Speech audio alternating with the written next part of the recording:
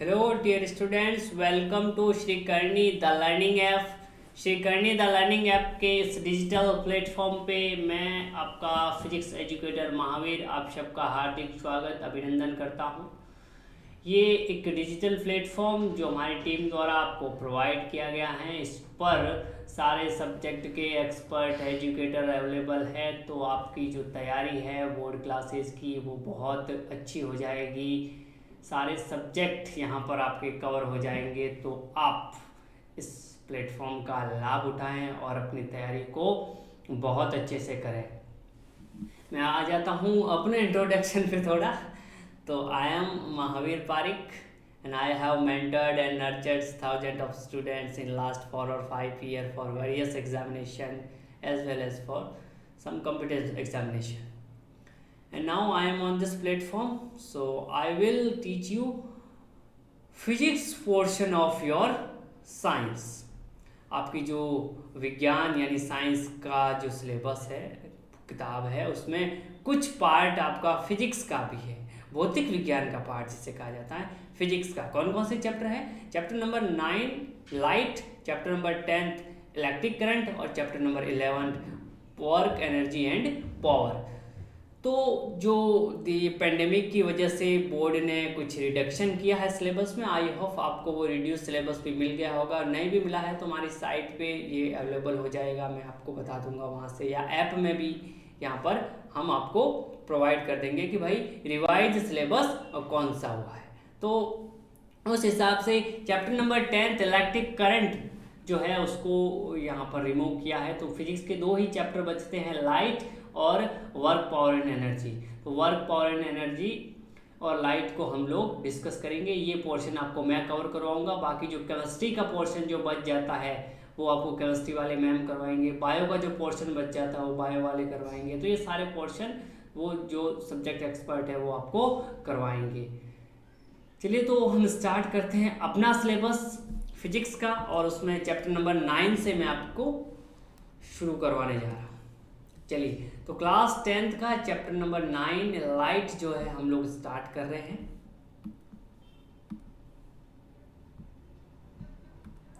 Okay, तो सबसे पहला क्वेश्चन आता है what is light. What is light? तो भाई ये देखिए, देखा है आपने ट्यूबलाइट्स, CFL, बल्ब्स, ये सारे घरों में जलते हैं, सूरज का प्रकाश है ना, इस तरह से यही तो है लाइट। इसके बारे में इसकी जो फिजिक्स है उसको भी जरा देखेंगे। ये वाली शादी डिस्को वगैरह की लाइट, सारे कलर आ गए, वहाँ पे तो एक ही कलर था या 7 कलर में बट गई। तो लाइट जो है 7 कलरों से मिलकर बनी होती है। जो 7 कलर एक साथ मिल जाते हैं तो व्हाइट लाइट, जो श्वेत प्रकाश होता है वो 7 कलर का मिक्सअप होता है। जब मैं आपको डिस्पर्जन पढ़ाऊंगा प्रिज्म से तब इसके बारे में और बातें हम लोग करेंगे। ओके, तो सबसे पहले देख लेते हैं what is light. Light is visible part of electromagnetic waves. Electromagnetic waves जो होती है उसका विजिबल पार्ट यानी वह पार्ट जो हम देख सकते हैं वो क्या है? लाइट है। विजिबल पार्ट जो है वो लाइट है। इलेक्ट्रोमैग्नेटिक वेव्स अलग अलग टाइप्स के इलेक्ट्रोमैग्नेटिक वेव्स होती है, जैसे एक्सरे। एक्सरे होता है, क्या हम देख सकते हैं उसको? नहीं देख सकते हैं। रेडियो वेव्स अपने फ़ोन वगैरह से जो सैटेलाइट से जो रेज होती है, जो सब कुछ ये अपना चलता रहता है, कम्युनिकेशन सिस्टम वगैरह, क्या ये रेज अपने को दिखती है? ये वेव्स अपने को दिखती है? नहीं दिखती है। इलेक्ट्रोमैग्नेटिक वेव्स हमें नहीं दिखती है, उसका एक ही पार्ट हमें दिखता है इलेक्ट्रोमैग्नेटिक वेव्स का। वो कौन सा है? विजिबल पार्ट, जिसको हम क्या कहते हैं? लाइट कहते हैं। और जो दिखता है उसकी स्टडी हम कर सकते हैं, इसलिए लाइट की स्टडी हम करते हैं। उसके लिए चैप्टर आपका लाइट है। क्लास 12th में आप ऑप्टिक्स से पढ़ोगे। बहुत ब्रॉड है लाइट, प्रकाश जो है ये बहुत बड़ा है, इस पर बहुत मिस्ट्री है। जब आप बड़ी क्लासेस में जाओगे, अगर साइंस विषय आप लोगे तो उसके बारे में बहुत ज़्यादा आप पढ़ोगे। Light travel with the speed of 3 × 10⁸ metre per second in vacuum. In a homogeneous medium light travel in a straight line. अब लाइट की जो स्पीड होती है वो वैक्यूम के अंदर डिफाइन की गई है। वैक्यूम में कितनी है? वो अलग अलग मीडियम है, कांच है, पानी है, तो अलग अलग होगी। लेकिन अगर वैक्यूम है तो वहाँ पर होती है 3 × 10⁸ मीटर पर सेकेंड। इसको अगर मैं मोटा मोटा लिखूँ तो ये हो सकता है 3 लाख किलोमीटर पर सेकेंड, यानी लगभग 1 सेकंड में कितना चल जाती है, 3 लाख किलोमीटर चल जाती है। और यही कारण है कि सूरज से इतना दूर होते हुए भी 8-10 मिनट में प्रकाश अपनी पृथ्वी तक पहुंच जाता है। चलिए साहब, ये बात तो हो गई किसकी, लाइट के बारे में। अब इन होमोजीनियस मीडियम, यानी एक ही प्रकार का मीडियम है, अगर मीडियम सेम है तो लाइट जो है वो स्ट्रेट लाइन में ट्रेवल करेगी, यानी इस तरह से ट्रेवल करेगी। और लाइट का जो ट्रेवल है, लाइट एनर्जी का जो ट्रेवल है, उसको बताया जाता है रे की हेल्प से। रे क्या बताती है, रे ये बताती है कि लाइट एनर्जी किस डायरेक्शन में ट्रेवल कर रही है। यहाँ पर एरो इधर है, इसका मतलब कि लाइट एनर्जी इस डायरेक्शन में ट्रेवल करती है। एरो इधर है मतलब लाइट ऐसे जा रही है, एरो इधर है मतलब लाइट ऐसे आ रही है। ओके, तो ये रे द्वारा हम लाइट को बताते हैं। अब लाइट कैसे जा रही है हम किसके द्वारा बताते हैं, रे द्वारा, है ना, इस रे की हेल्प से। अब बीम ऑफ लाइट, तो बीम ऑफ लाइट क्या था, beam of light is a bundle of light रे। बहुत सारी लाइट रे का जो बंडल होता है उसको हम क्या बोलते हैं, बीम। क्या बोलते हैं, बीम। बीम बंडल का मतलब ये होता है बहुत सारे, वो बंडल भी होता है उसमें बहुत सारे होते हैं इस तरह से, तो वो क्या हो जाता है, बंडल्स। ओके, तो ये बीम्स होता है। अब पैरेलल बीम्स, यानी सारी लाइट रे एक दूसरे के पैरेलल है, यहाँ पर समानांतर है, पैरेलल है, एक दूसरे को कट नहीं करती। चाहे आप इनको आगे की तरफ या फॉरवर्ड डायरेक्शन में बोलो, चाहे इसको बैकवर्ड डायरेक्शन में बनाओ, चाहे फॉरवर्ड डायरेक्शन में ऐसे बढ़ाओ, ये कभी भी एक दूसरे को कट नहीं करेगी। इसको बोलते हैं पैरेलल बीम्स। दूसरी होती है कन्वर्जिंग बीम्स, यानी सारी लाइट आके एक जगह कन्वर्ज होगी। जब इनको आगे बढ़ा दूं मैं थोड़ा ऐसे, तो ये एक जगह मिल जाएगी, तो इनको क्या बोलेंगे, कन्वर्ज, यानी एक जगह आ रही है। फिर होती है डाइवर्जिंग बीम, यानी ये एक दूसरे से दूर जा रही है। तो वर्ड ध्यान रखना, कन्वर्जिंग, डाइवर्जिंग एंड पैरेलल, ये तीनों वर्ड आगे काम आएंगे और तीनों का फोटो माइंड में होना चाहिए। कन्वर्जिंग मतलब एक जगह इकट्ठा, डाइवर्जिंग मतलब दूर दूर हो रहा है, और पैरेलल मतलब डायरेक्टली सीधे जा रहे हैं एकदम। ओके, ये होगी बीम ऑफ लाइट, ये तो हमने डिस्कस कर लिया था। अब हम यहाँ पर सबसे पहले बात करते हैं जो फिनोमिना है लाइट का, और जो हमारे एग्जाम पॉइंट ऑफ व्यू से इंपॉर्टेंट है, जो पूछा जा सकता है, वो है reflection of light. Reflection of light क्या होता है, तो reflection, light reflect back into same medium after striking with another medium. Light किसी मीडियम से स्ट्राइक करके वापस उसी मीडियम में आ जाती है, उसको हम क्या कहते हैं, रिफ्लेक्शन कहते हैं। इसको जरा समझिए कैसे,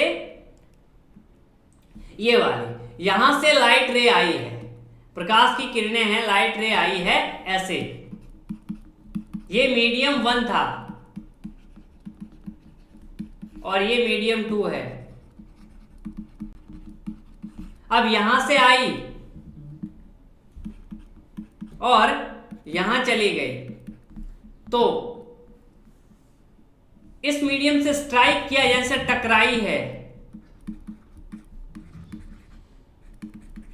यहां से टकरा के इस मीडियम के अंदर नहीं गई। मान लो यहाँ पर कांच की पट्टी रखी हुई थी, तो इससे टकरा के ऐसे चली गई है, तो इसको क्या कहेंगे, रिफ्लेक्शन कहेंगे, रिफ्लेक्ट हो गई है यहां से।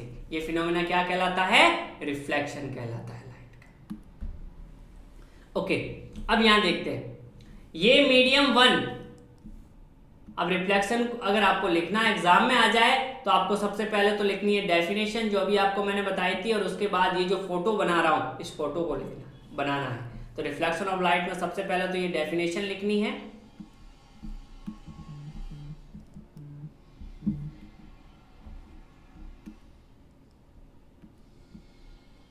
ये वाले डेफिनेशन, और उसके बाद ये जो डायग्राम बताता हूं इसको लिखना, बनाना। ये जो रे आ रही है इसको बोलते हैं इंसिडेंट रे। इंसिडेंट रे यहां से रिफ्लेक्ट हो के इधर जा रही है वापस, यहां से इंसिडेंट हो रही है तो इंसिडेंट रे इधर से जा रही है, तो इसको बोलते हैं रिफ्लेक्टेड रे, क्योंकि ये रिफ्लेक्ट हो रही है तो इसको बोलते हैं रिफ्लेक्टेड रे। इसके बाद ये जो होता है इसको बोला जाता है नॉर्मल। क्या बोला जाता है, नॉर्मल, यानी इससे 90 डिग्री का एंगल बनाने वाला, इस सरफेस से 90 डिग्री का जो एंगल बनाता है उसको क्या बोलते हैं, नॉर्मल बोला जाता है। इंसिडेंट रे और नॉर्मल के बीच का जो एंगल होता है उसको बोला जाता है आई, और इंसिडेंट रे और रिफ्लेक्टेड रे और नॉर्मल के बीच का एंगल होता है उसको बोला जाता है आर। तो यहां पर आप और लिखोगे एंगल आई इक्वल्स टू आप लिखोगे angle of incident, angle of incident, और एंगल आर जो है वो क्या है, एंगल ऑफ रिफ्लेक्शन। तो समझ आया, एंगल ऑफ इंसिडेंट और एंगल ऑफ रिफ्लेक्शन। ये रिफ्लेक्टेड रे है और ये इंसिडेंट रे। ये मीडियम 1 है, ध्यान रखना, यहाँ पे लिख देना मीडियम 1, क्योंकि मीडियम 1 से आ रही है, 2 से टकरा के वापस चली जा रही है। तो ये होता है रिफ्लेक्शन। एक मीडियम में आई, दूसरे मीडियम के इंटरफेस से टकराई और वापस उसी मीडियम में चली गई। आगे हम इसके नियम भी पढ़ेंगे, आगे हम इसके नियम भी पढ़ने वाले हैं। चलिए साहब, तो ये होता है रिफ्लेक्शन। अब देखते हैं रिफ्लेक्शन के नियम। Law of reflection. तो 2 लॉ है रिफ्लेक्शन के। पहला, फर्स्ट लॉ क्या कहता है, incident ray and reflected ray makes equal angle with normal. तो इंसिडेंट रे और रिफ्लेक्टेड रे जो होता है नॉर्मल, उससे इक्वल एंगल फॉर्म करती है, यानी एक जैसा कोण बनाती है। दूसरा, सेम कोण बनाती है, यानी दूसरा second law, incident ray, reflected ray and normal all three line in a same plane. तीनों जो है एक ही प्लेन में लाई करते हैं। तब इसको जो है मैं डायग्रामेटिकली बता देता हूं। तो फर्स्ट लॉ मैं पहले बता देता हूं। फर्स्ट लॉ तो क्या कह रहा है कि incident ray and reflected ray equal angle form करती है, यानी ये मान लेता हूं मीडियम 2 है और यहां मीडियम 1 है ऊपर वाला। यहां से एक रे आई है ऐसे और ये रे चली गई है कुछ ऐसे। एक नॉर्मल होगा, उसके एंगल बनाएगी तो नॉर्मल को ड्रॉ कर देते हैं। नॉर्मल मान लीजिए कि ये वाला है। तो अब पहला नियम क्या कहता है कि इंसिडेंट रे, यानी ये इंसिडेंट रे है, पूरा लिखना इंसिडेंट रे, मैंने शॉर्ट में लिखा है, पूरा लिखना। ये रिफ्लेक्टेड रे है आर। ये जो एंगल है ये आई और ये होता है आर, जैसा कि मैंने बताया। तो फर्स्ट लॉ कहता है कि angle i equals to angle r, यानी जिससे ये आएगी उसी से ये वापस चली जाएगी। जिस एंगल से आएगी उसी एंगल से वापस जाएगी। और एंगल किससे लेना है, एंगल लेना है नॉर्मल से। ये क्या है, नॉर्मल है। तो फर्स्ट लॉ तो ये कहता है angle i equals to angle r. अब सर सेकंड लॉ क्या कहता है, तो सेकंड लॉ कहता है कि भाई ये मीडियम 2, ये मीडियम 1, यहां से एक रे आई और ये रे चली गई ऐसे, और ये नॉर्मल।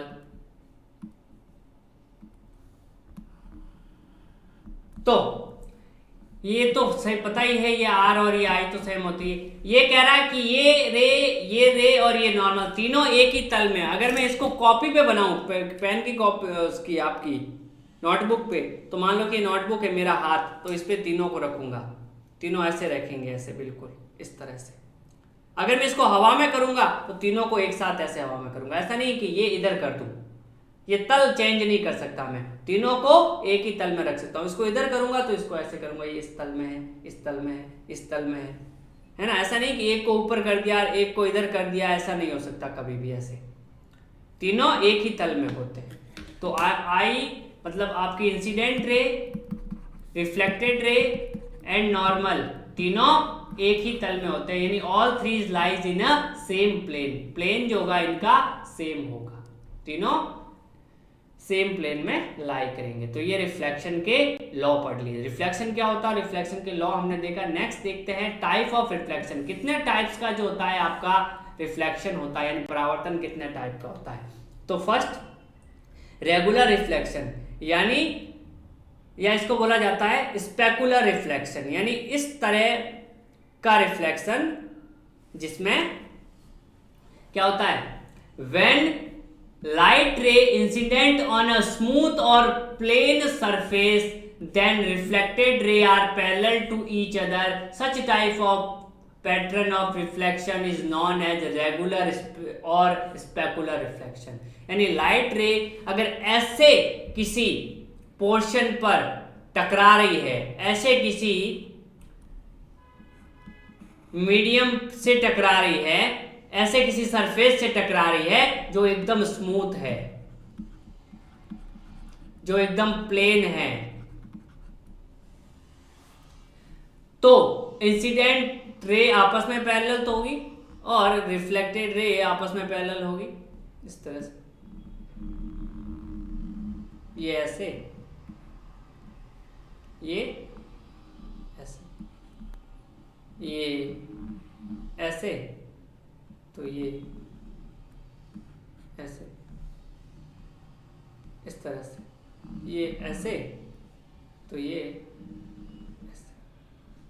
अगर ये आपस में पैरेलल है इंसिडेंट रे, तो रिफ्लेक्टेड रे भी क्या हो जाएगी, आपस में पैरेलल हो जाएगी इस तरह से। ये देखो आपस में बिल्कुल ऐसे एक शानदार सा पैटर्न आपको मिलेगा, अच्छा सा पैटर्न मिलेगा इस तरह से। तो इसको क्या बोलेंगे, रेगुलर रिफ्लेक्शन। तो प्लेन और स्मूथ सरफेस से टकराएगी तो एक अच्छा सा पोर्शन मिलेगा।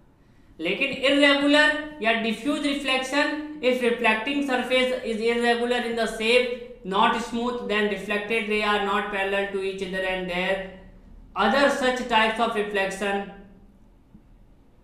to each other, not parallel to each other, such type of reflection is known as diffuse or irregular reflection। यानी ऐसे किसी प्लेन से टकरा रही है जो कि पैरेलल नहीं है, ऐसे ही है, तो ऐसे टकराई, मान लो ऐसे चलेगी, ऐसे टकराई, ऐसे चलेगी, ऐसे टकराई, ऐसे चलेगी, यहाँ टकराई, ऐसे चलेगी, यानी ये एक सिस्टेमेटिक पैटर्न नहीं बनेगा, कोई किसको कैसे ही काटेगा करेगा। तो ये जो पैटर्न बनेगा वो आपका डिफ्यूज रिफ्लेक्शन का पैटर्न बनेगा। और ज़्यादातर जो दुनिया में हम रिफ्लेक्शन देखते हैं वो डिफ्यूज देखते हैं, कभी भी हम रेगुलर रिफ्लेक्शन कम ही देख पाते हैं। ओके, अब यहाँ पर एक डायग्राम से मैंने बता दिया है स्पेकुलर एंड डिफ्यूज रिफ्लेक्शन को। तो स्पेकुलर रिफ्लेक्शन क्या होता है, यहाँ पर इस तरह से बिल्कुल एक शानदार सा पैटर्न बन रहा है, ये ऐसे आई है और ये बिल्कुल ऐसे चली गई है। यहाँ पर ये कैसा बन गया है, स्पेकुलर रिफ्लेक्शन बन गया, बहुत शानदार सा, या रेगुलर रिफ्लेक्शन। डिफ्यूज रिफ्लेक्शन ये वाला देखिए यहाँ पर, डिफ्यूज रिफ्लेक्शन ये इस तरह से